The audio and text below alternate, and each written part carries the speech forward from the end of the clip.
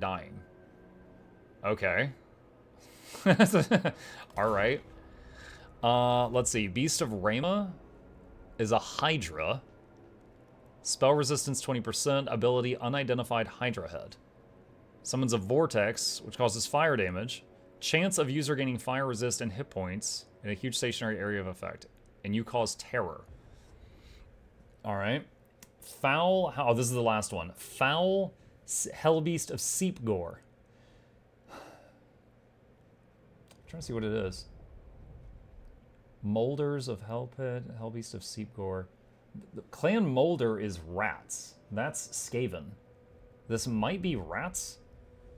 Oh yeah, you can see the picture in the background. Yeah, this is one of the rat monstrosities. Warpstone Teeth. Melee attack 8, bonus versus infantry 8, ability Doom Rocket.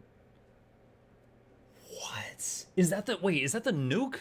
Is that the nuke that Ekid gets? Or this might be something different. I don't know, but that is pretty powerful. That's crazy. It's like once per, dude, that's better than him. Because Ekid has to spend tons of money to make those nukes. This is just like, yeah, you could do one per battle. That's insane. That's funny. Yeah, no one expects the barbarians with no shirts and axes to hit you with a nuke. All right. Okay, well, I know I could keep playing this. I could. And the same is true for any faction. I do not wish to keep playing this faction right now. I want to go on and try something else. So let's do a little review. So this faction, we played Throgg, the Legendary Lord. He was my first time playing Norska, and this is Throgg in all his glory. Very early on, we got a chance to confederate, which was merge our army with Wulfric, who's the other guy you can start as when you play Norska. So I actually got a pretty good feel for playing both of them, I think. Overall, I definitely enjoyed Throgg more, just because I like sustain. And him and all the troops he likes using had a lot of regen. Now, that was enjoyable, although it was pretty simple. Essentially, all the battles was just like trolls and skinwolves, which both had regen, and just juggle who was getting hit to try to not lose units and, you know, beat them down until I was victorious. You know, it was a pretty simple strategy, but it freaking worked. I kind of felt like there wasn't a lot to grow out of there, because the mammoths didn't have regen, so funny enough, it felt like they died faster than the other stuff, plus the mammoths got stuck on your units constantly.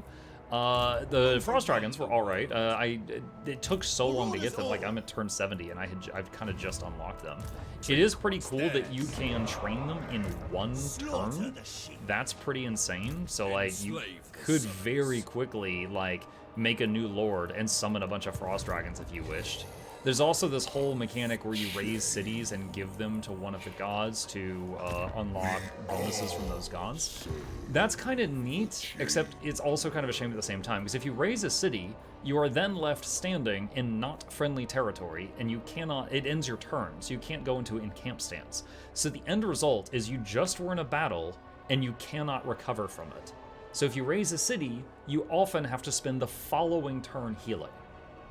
So it's not as big a deal for some factions, example, the Changeling, who can recover hit points even when he's not in encamp stance in enemy territory. Same with the one vampire count that has the wizard hat. I forget his name. His army also recovers health even when in hostile territory. So they can raise a city and they do not have to pause for another turn to rest. Yeah, Khorne as well. With these guys, it encourages you to raise cities, but then it's like none of the mechanics really work well with that. So it often is like raise city, turn 1, recover health turn 2, and then maybe I can move on turn 3, which is what Khorne does in one turn, so it's a massive time investment.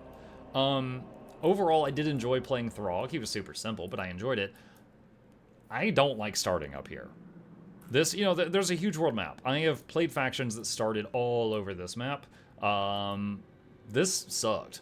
You know, like the distance between the towns, it's like even in the early game, it was like 2 to 3 turns between each town. This was awful. Like, I described it, it was 30 turns of Benny Hill music.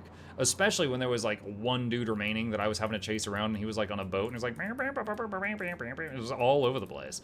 And honestly, I'm lucky that none of these factions over here decided to just cross the water, because all my money comes from port towns. He could hop on a boat and in 1-2 be here destroying port towns, but just none of them chose to do that. So I felt very vulnerable, because I could get hit on literally any side at any time with like 2 turns advance notice. So I kind of just like captured this area, prayed no one would mess with it, and then went off to the next thing. Funny thing, I think there's a rat that has a start further north. I think clan, what is it? It might be Molder. The rat that has the mutant ogres and stuff, I think he actually starts over here somewhere. I think he starts over here. Throgg, thank you. Yeah, I think they start over here. Someone said Hell Pit, which would be that right there. So yeah, he's over here. I have not played... him and the rat with the nukes, I played each of them for a few turns just to kind of read their stuff. So I know that much, but that's about it. I don't know the others. I don't know where the others start. Actually, wait, no. The assassin rat is way over by Cathay, because I have fought him when I played the Warriors of Chaos, so I know one of them starts like way over there. Let's see. So yeah, don't really like this landmass. Like, all these towns are so far apart. It makes the early game feel like there were many turns in the early game where I would just, like, move. My research is still going. My building is still constructing. That's all I can do, end turn. And that felt awful. Because some of the other factions, like, I was doing major things every single turn for the first 30 turns. So that was kind of a bummer, but it is what it is. Also, do not freaking fight these guys early game. You know, the innovation dwarves, they're calling it... Dude, they literally start with a flying blimp with bombs and guns, and you have a bunch of dudes that can't even afford t-shirts. It's like, wow, I wonder who's going to win. It is not even close. Like, one, like, your trolls are, you know, anything with bonus damage versus large enemies will rip them apart. They've got that. And anything with bonus damage, or sorry, with fire damage, does bonus versus anything with regeneration. They literally have guns with bonus damage versus large that do fire damage, so they do, like, triple damage versus trolls. So, starting next to these guys sucks. That was awful. Like, I actually, I think we played like 10 turns of Throgg, and I was like, okay, we're gonna start over. And I started over, and the next time I went west and just did all this for 30 turns, and it was like, excuse me, Mr. Orange Dwarf, sir, and then I went down here. Like, I didn't mess with him until I had, like, you know, an extra 2 armies. Like, it was crazy. And even then, I did it on auto, because I did not want to actually fight them.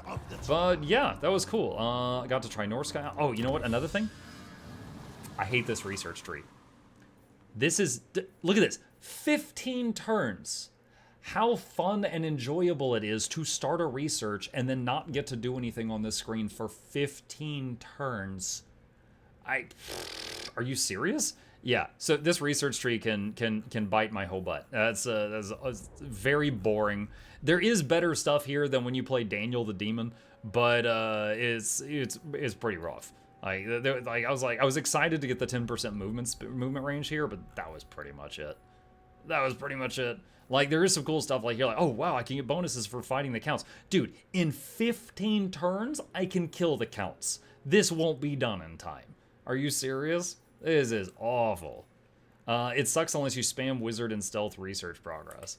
Yeah, even that, like, I actually went for this for the 20% research rate, but still 20% is just like, okay, well, 14 turns.